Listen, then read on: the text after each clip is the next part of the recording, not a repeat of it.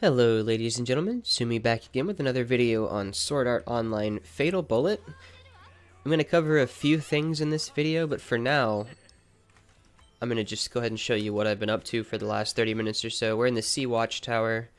That is, of course, where the hidden Genbu spawns. You can only access it on extreme difficulty. I just picked up my Grim Reaper finally. It took me quite a while to farm it up. I guess you can't really see it unless I hide weapons here. It's not the greatest. I want to get one with a better roll, but for now, it's sufficient. Anyway, here's where we're at. I think the next one that I want to get, I would like to have crit rate and crit damage on it, and drop the humanoids, and drop the damage from behind. Anyway, it's doing what it's supposed to do. I'll show you where to get that in a moment, but for now, this is the method that I've been choosing, at least for the last 30 minutes or so, to make some money.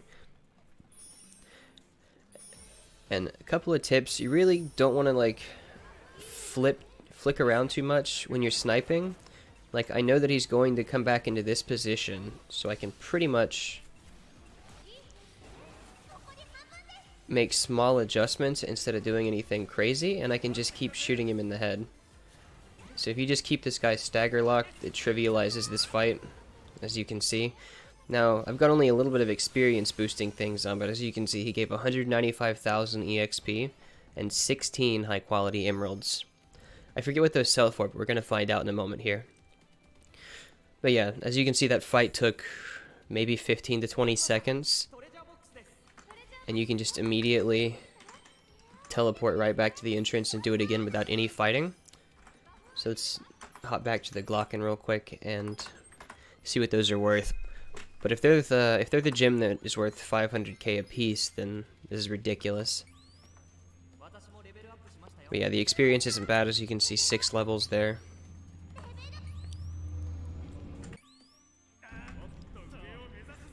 This is also the boss that's dropping the Deathwind Sniper. It's one of the ways you can get it. However, we're a little bit past that. The Grim Reaper is a direct upgrade to that. Let's just appraise all. The reason I'm getting so many of these accessories is I'm using accessory cologne. You can see it in the bottom right. It's like 1,000,000 credits or something from Argo.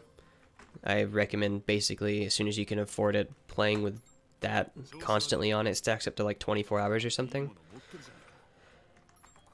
Okay, those were high quality emeralds. Yeah, 500k a piece. In about 30 minutes I got 300 of them.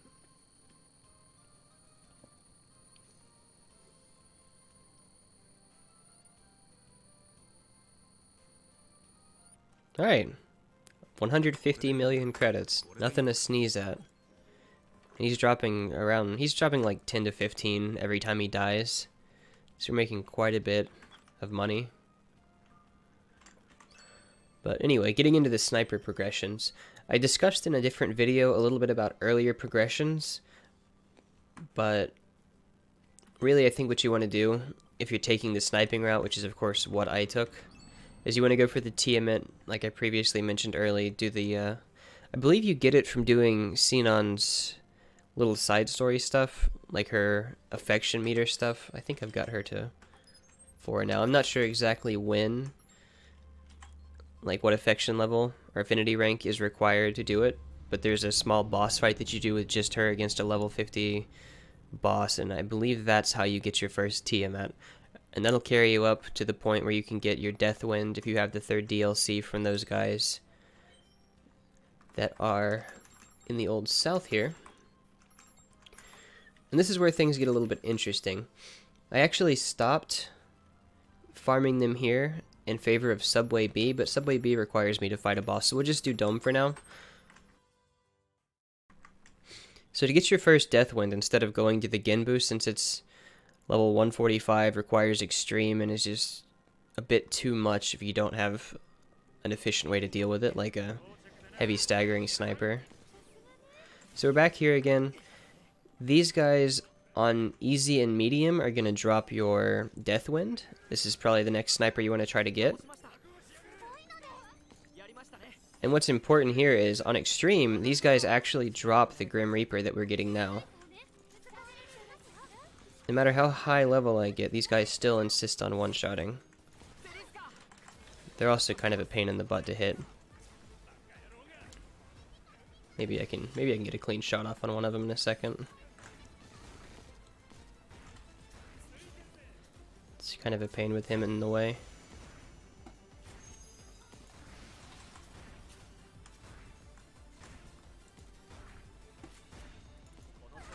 There we go. That shot leading's a little bit wonky. But yeah, they would be dropping Death Winds normally, but since we are on Extreme, he actually drops the Grim Reaper, which is pretty much the best sniper in the game right now. I think it's considered by just about everybody to be the best sniper in the game. But it's a bit tough to get him. It looked kind of easy there because I deal enough damage to one-shot them, but before you have this sniper, which is the only one that I've currently got that can do that, they're a huge pain on Extreme. Like with the Death Wind, it takes me 2 to 3 shots, I believe, and they one-shot you, so it's very easy to completely die. Anyway, getting out of the fight there. After fighting them there, you can actually walk over to this chest and kill 3 more of those purple Power Ranger boys. But with that one out of the way, so if you've done that, gotten your Death Wind, you can, if you'd like to, you can take a side route. Forgotten Woods is going to be where you're going on Extreme if you can, in the Forgotten Temple, at the midpoint. And this is actually going to be where you get the Breakthrough, I think is what it's called, AMR Breakthrough 4. These aren't bosses, but there are 3 of them. Let's take it off assist mode. And these guys aren't difficult to deal with. You can explosive shot their legs if you don't miss, like I do.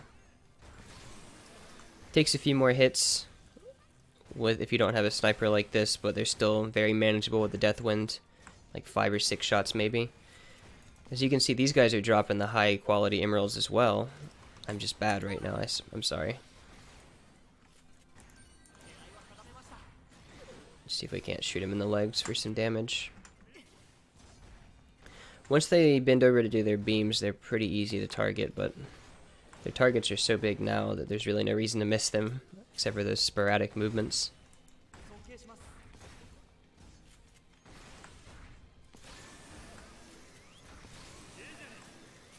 Alright, and as you can see, they're dropping Breakthrough 3s and 4s. It's pretty much random. I'm not sure what exactly dictates whether they drop a 3 or a 4, but I've gotten, I think, 3 different legendary Breakthrough 4s at this point after about an hour of grinding. But they're dropping a decent amount of loot as far as money goes. They're dropping some experience so you can level up here.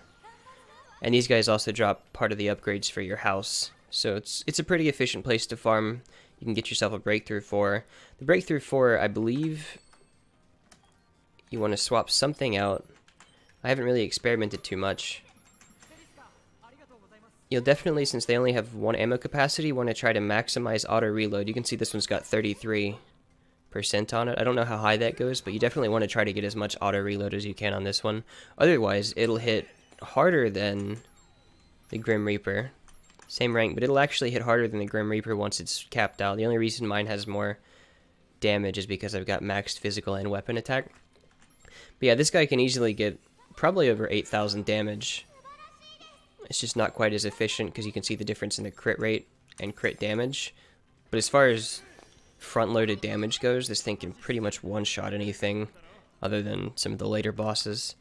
But yeah, this is a good stop to make. And once you've gotten the Breakthrough, or if you just want to use the Death Wind, then you can farm the purple Power Ranger boys again. And once you get your Grim Reaper, you are all set to do what I was just doing, which is going to be in the Remnant C Watchtower.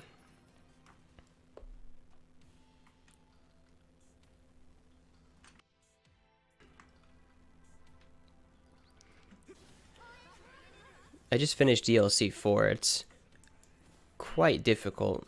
The bosses anyway, even on normal difficulty, it's very difficult. But yeah, then you can just come in here, just target right about here, let him fall right into place. Really important to just stay calm when you're sniping above all else, in my opinion. There's no reason to chase his critical spot around and try to catch it on some kind of weird flick shot. It looks cooler, but it's much less feasible. But I mean, he's not that scary even if he does get to move around a little bit. But the ideal situation is going to be one where you don't let him move around. But yeah, just try to get an idea of where he's going to stop moving.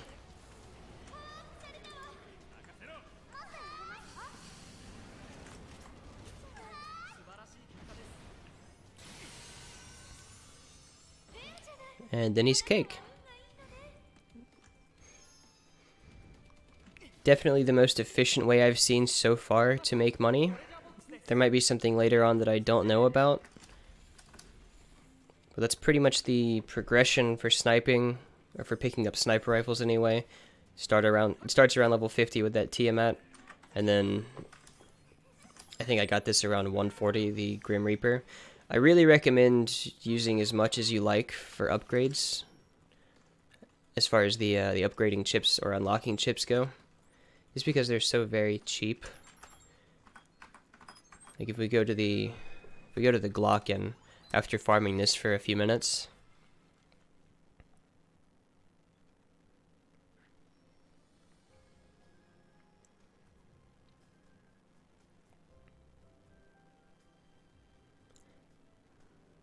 if it decides to load. Okay. Yeah, if we come up here,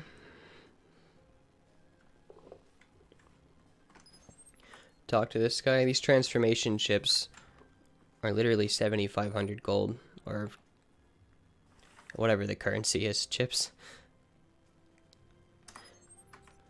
Yeah, you can pick up 400 of those for a few million. We made that in one fight just now. And there's really no shortage of guns either, so once you get your hands on like even a decent sniper rifle, you don't have to like upgrade it with the pluses, but I would recommend enhancing it as much as you can. Like my Deathwind, I did the same thing too.